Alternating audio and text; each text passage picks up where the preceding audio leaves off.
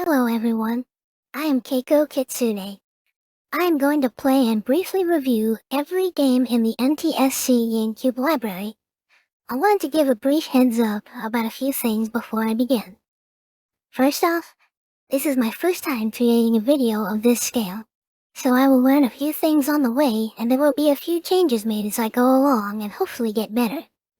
Second off, my reviews will very likely be inconsistent.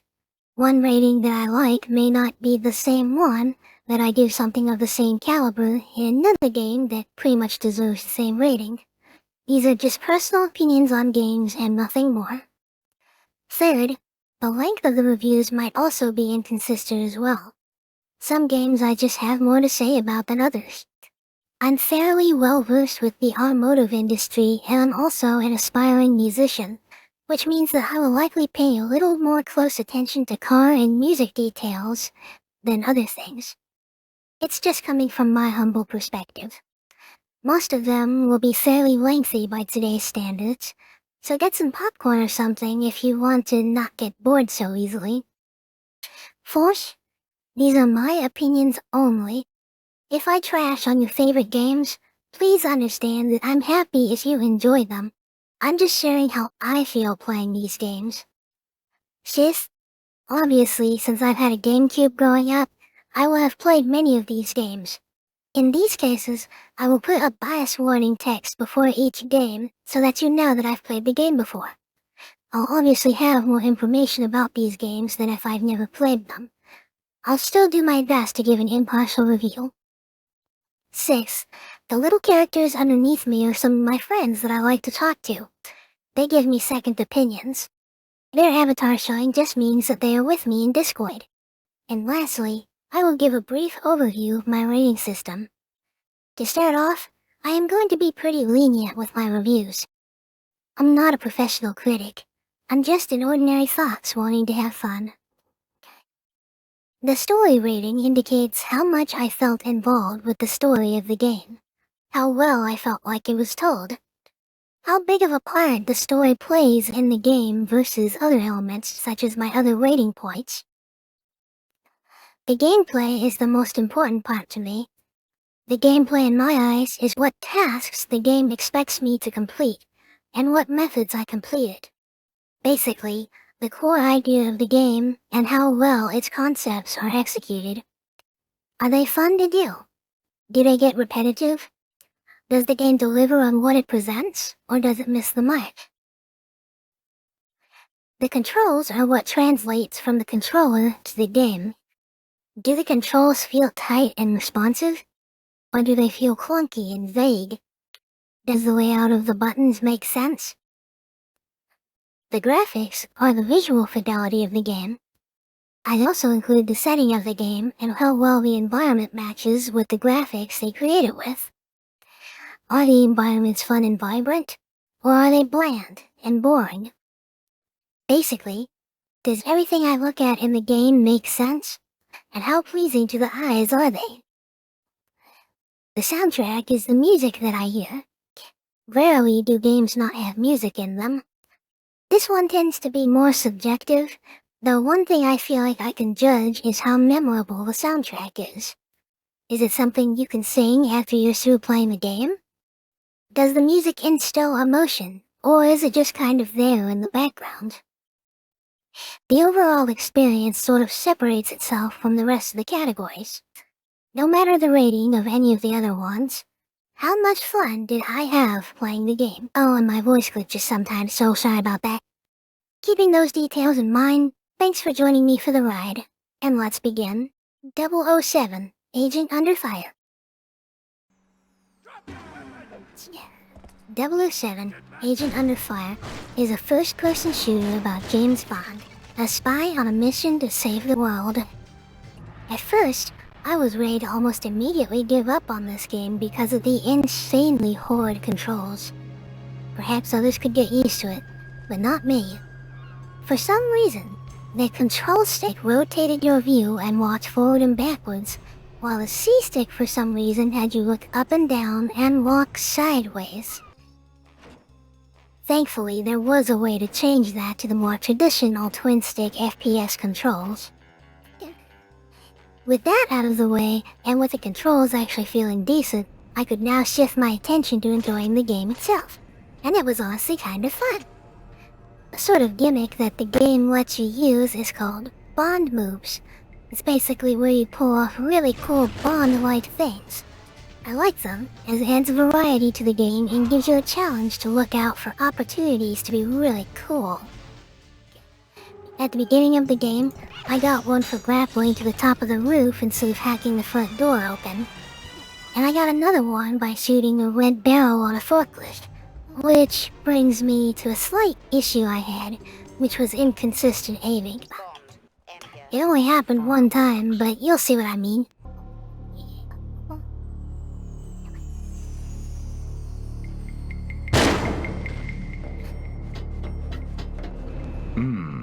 Fireworks. Surrender!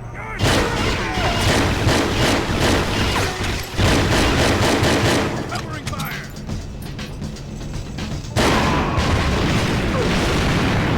Really?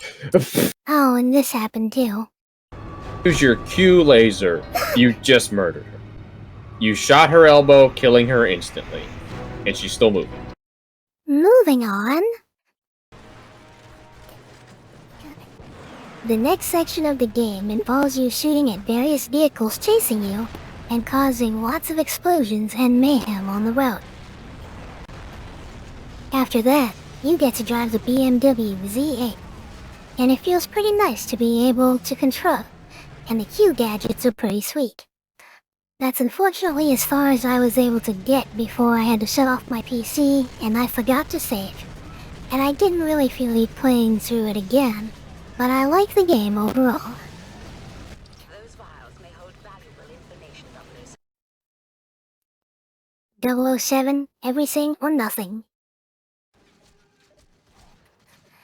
007, Everything or Nothing is a third-person shooter in which you assume the role of James Bond, a spy in a mission to save the world.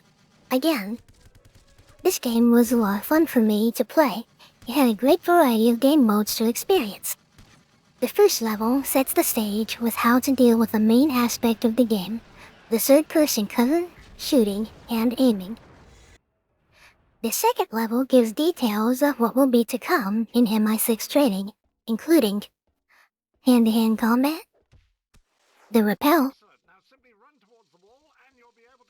the sniper rifle, the Q-Spider, and Bond Vision, which is a nifty little feature. It not only allows you to slow down time to choose a weapon and to think about your next move, but it also highlights targets that you wouldn't normally be able to lock onto and trigger potential Bond moments. The third level explores more of the basics of the third-person shooter aspect and introduces more weapons. Also, there's a lot of rappelling. The fourth level is a vehicle lobby. By default, you take a Porsche Cayenne, which is what I prefer, but you can also take a motorcycle if motorcycles are more of your thing. I'm not sure of the name of it, because it looks different from the Triumph Daytona 600 you drive later. It's a lot of fun driving, and machine guns and missiles add to it as well. The fifth level takes place on the train, as a stealth level. One thing to know about me is that I love stealth games. So this segment definitely was for me. I was so close to getting all the way through without being spotted. At the end of it, you fight Jaws. This cutscene honestly gets me every time. With no warning, you just see this all of a sudden. I don't suppose we could just talk about this.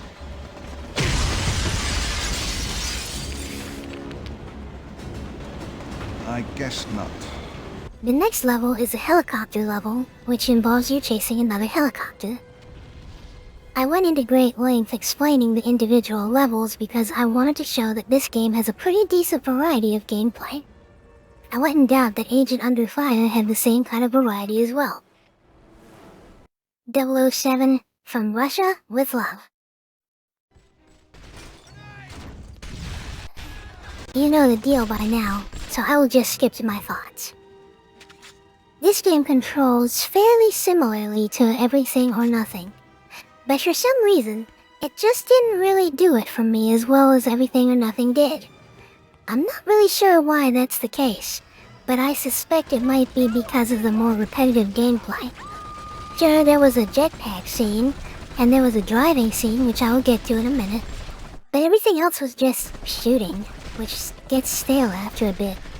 It didn't help that on the last level I was on, you had to defuse 5 bombs and free 3 hostages, and guess what happens the entire time in between all of those steps? You guessed it, more shooting. In a typical first-person shooter and even a third-person shooter, I don't mind this as much because you at least get to move around a bunch. But in a game where you basically take cover and lock on, you're still quite...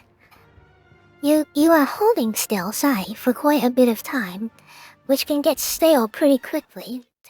It just felt more like a chore to get things done in this game versus Everything or Nothing. Now don't get me wrong, I do plan on continuing this game, because I still like it. I just liked Everything or Nothing a little bit more, that's all. I might change my mind in the future about it. And when it comes to shooting the enemies, I just felt like Everything or Nothing implemented it a little bit better, because now you have an extra step to be able to aim precisely with the enemies. Otherwise, it's just locking on and shooting. That said, there were still scenes in the game that I enjoyed very well. Remember how I said I liked stealth games earlier? This game has a section taking place in a garden maze in the back of a mansion that is completely based on stealth. Although I ended up being really sloppy with it, so I got the alarm raised on me. The car driving was probably my favorite, and it was pretty cool. I've become an increasing fan of pre-1960s cars. The Aston Martin DB5 is no exception. With its machine guns, missiles, and tire punch, the car truly makes me feel like a spy. The complaint that I do have with this though, is that the brakes are pretty much instantaneous. For some people, this might be good, because you can stop really quickly. But for me, it just didn't feel right. I've driven a car nearly every day of my life, and I am a fairly avid sim racer. And while I do understand that a lot, if not most games that involve driving would be far less than realistic, it just didn't really feel natural for me. Just a little less exaggerated on the brakes and I'd be happy.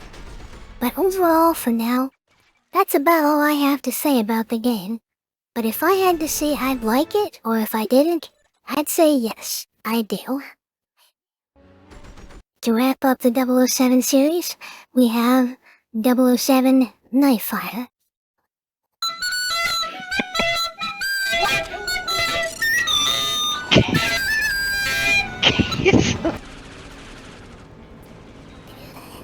We know the deal with this one too, so I will skip to my thoughts again.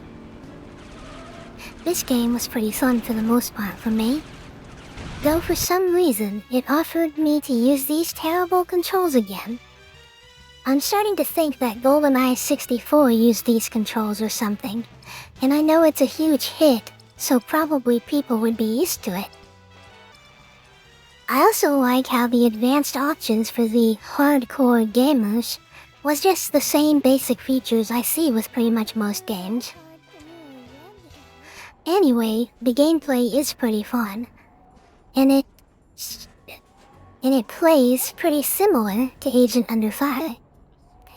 But I think I like this one better than Age of Fire. The first level can be stealthed, or it can be loud. It also gives multiple options on how to infiltrate the castle, which I really like. The second half of the level gets loud, and pits you in FPS combat, which felt a little off. I'm not sure if I left auto-aim on, or if it just does that, but I really don't like that. I just want to aim where I want to aim and not have to hold a certain button to aim where I want. You already have a second stick doing all the work. Why put in another step? The next level's footage unfortunately got corrupted, which was where you got to drive the Aston Martin V12 Vanquish. Suffice to say that the controls were better than from with Russia with Love, except on the ice. That was rough. After that, you go to Japan for some more FPS action. You also have an escort mission, which the footage also got lost with that. No one likes escort missions. I thought it was gonna be similar to From Russia with Love when it asked me to save the captives, but at least you did it while progressing forward, and I didn't have to backtrack a bunch. Plus, I liked the Asian aesthetic as well. This guy, I really didn't like him. Well, that takes care of that problem. The next level is one of my favorites so far. You sneak around in a giant skyscraper, and if the guards trip the alarm, you fail the mission. It took me forever to realize that crouching didn't affect how easy you were to catch, so I spent a lot of time crouched when I didn't need to be. Also, the guards were pretty funny. Alright, I'm back. Both my friend and myself got a load of it. Check it out. Right. Oh yeah, I forgot I have a dart gun too. What's a bad dang time? No, just kidding. Hey, where do you think you're going?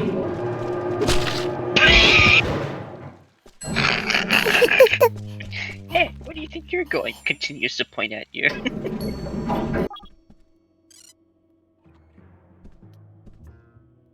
can't pay for the chips. What, these vending machines don't take That's credit what I was cards? thinking. You can't put the chips. That's so sad. I want chips. I want my Ditos. If and when I finish this video, I might come back and continue this game, because it's pretty fun. Even though I did take 3 hours to complete 2 levels because I was an idiot. Now that we've finished the 007 series, we move on to 1080 Avalanche.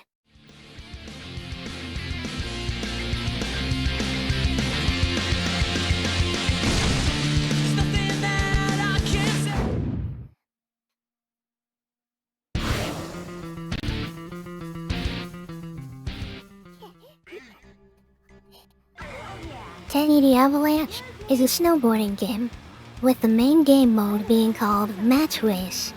The objective is to get to the bottom before your opponent first.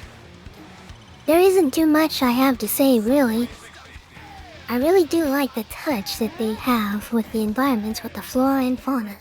Seeing the plants and wildlife make the game good to look at while you are riding down the mountain. There's also a lot of licensed music in the game. It's mainly comprised of early 2000s alternative rock, which makes sense since the game was released at the end of 2003. Whether you like it or not, I personally have to admit that the soundtrack is very memorable. Here are a few examples. I'll play a couple of different levels so that you can see the levels and hear the music.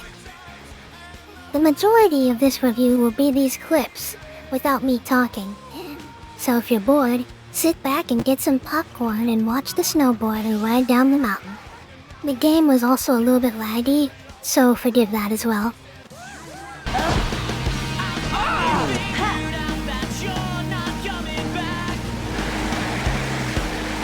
Come on, go for the rail!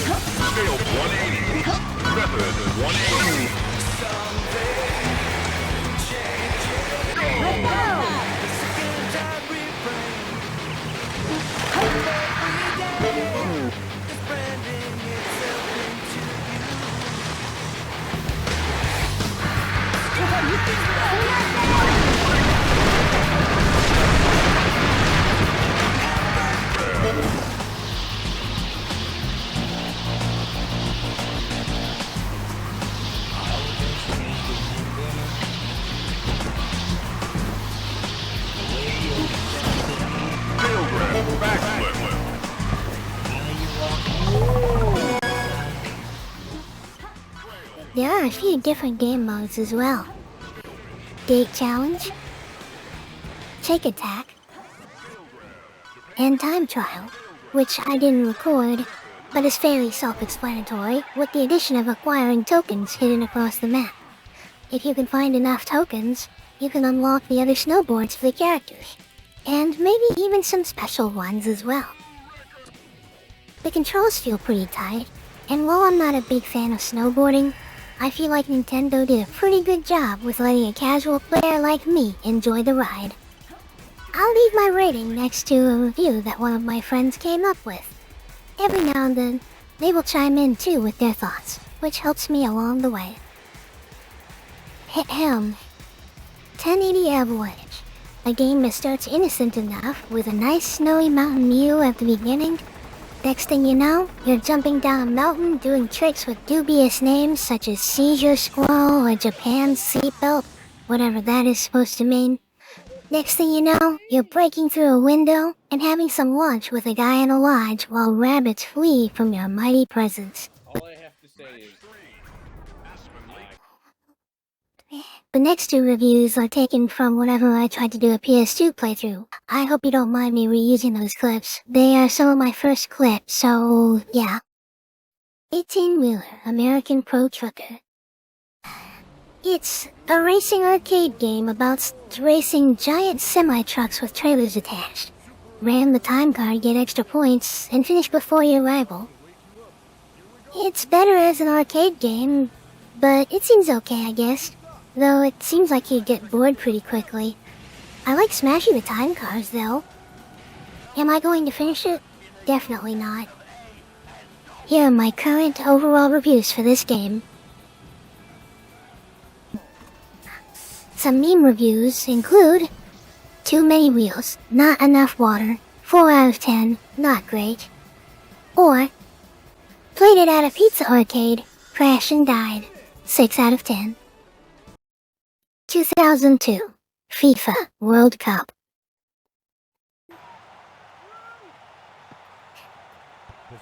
"2002 FIFA World Cup is a semi-realistic soccer game in which you play soccer, which I'm sure everyone knows how to do. What can I say? I really don't like FIFA games. I was never really interested in soccer, football if you're not American, and this game doesn't really help its case. It's just kind of boring for me. One reason being is that I ran back and forth the entire match before getting scored on 3 times. And that's all it is running back and forth. Not to mention that I felt like a granny the entire time. Quit touching me! No. Honestly, I had more fun editing this than playing the game. That's not to say that you can't find enjoyment in it. I know I suck at it, as you can see by my horrendous gameplay, skill issue and all that. Maybe you can have great closed games. Maybe I'm just bad. I know many people get really good at these kinds of games, but it's just something that isn't for me, and I'm not interested in. Really, most sports games are not something that I'd be interested in. Except for one kind, and you might hear that later. And I get that it's a 2002 game, but the graphics don't really exactly strike me as stellar. Overall, just kinda boring for me, and not my type of game. But I'm glad that if you can enjoy it and get good at it.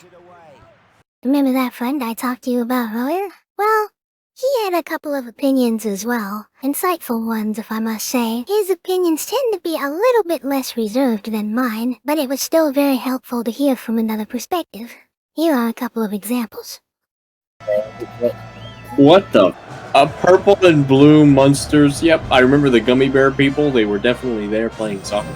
This is so awful. People paid money to play this. I played backyard baseball. That was more fun than this. And of course, what would the game be without the final meme review? I would almost rather have my balls kicked in than kick the balls in this game. Every character moves super slowly, and the physics, if they can even be called that, is a joke. This game seems to focus more on the sponsors in the background than on the gameplay or the mechanics.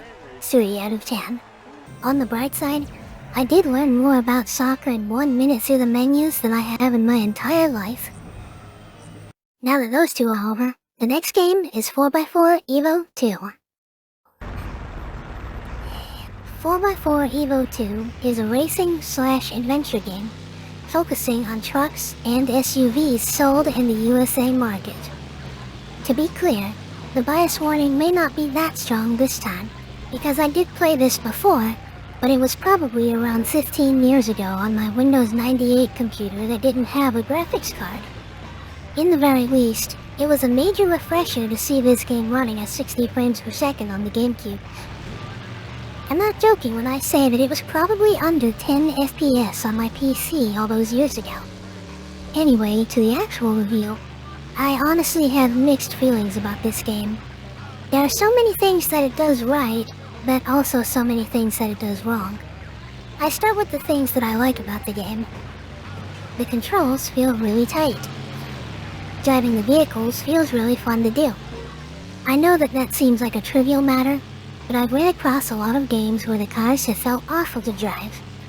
In a game centered around cars, that's something you want to get right. Another feature that I like is the 4-wheel drive selector switch. I don't know of another game around this time period that allows you to toggle between 2-wheel, share-wheel, high, and low.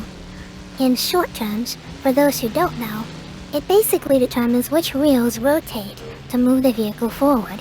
The 2 wheels in the rear, or all 4 at the same time. 2-wheel drive is usually faster, while 4-wheel drive has more grip. Being able to toggle it on the fly is a really neat feature. An off-roading enthusiast would be ecstatic for this feature, and I think that is the main demographic for this game. You'll hear more about that in a minute. The environments are really well done too. This is before the days of procedurally generated terrain, and the maps are massive. And it even includes cool landmarks throughout these maps as well to spice up the terrain. The performance tweaking is also pretty detailed as well, which can be either a good or bad thing depending on how knowledgeable about vehicles you are.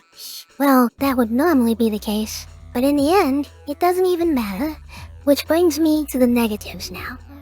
Ladies and gentlemen, this game has the worst rubber banding I've ever seen in my life. For anyone that doesn't know, that is when the AI artificially speeds up its vehicles to provide more of a challenge for you. This, in my opinion, pretty much destroys the game. I'll show you what I mean.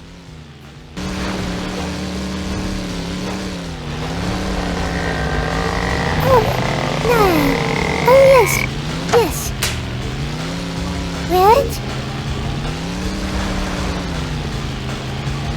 What? What? All those hours you spend meticulously tuning your vehicle are all in vain when the AI decides to royally mess you over. Another thing I really didn't like is the sound in general. Listen to this.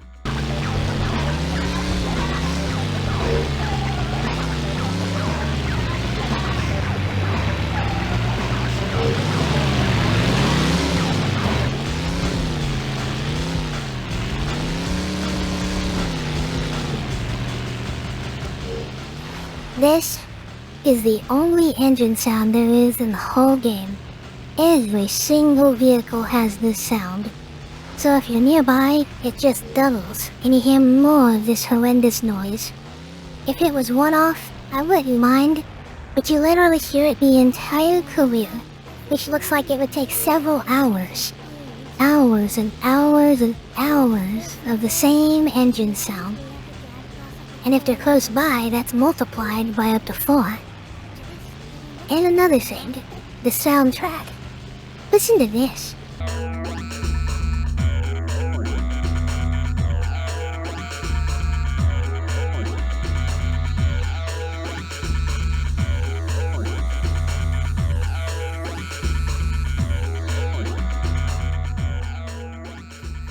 Those hours and hours you spend tuning your vehicle, buying a new truck, buying new parts for said truck, viewing the incredibly extensive information about brake lines, metal brake lines that carry brake fluid. I never knew there would be so much to it, and I work in the auto industry. But yeah, you hear this on loop over and over and over again. I'd argue that more time is spent in the garage and menus versus actual races and missions. If they expect you to have so much time in the menus, maybe they could at least play something more pleasant. You know what I think of when I think of car game menu music? Gran Turismo. I wonder if that would work better.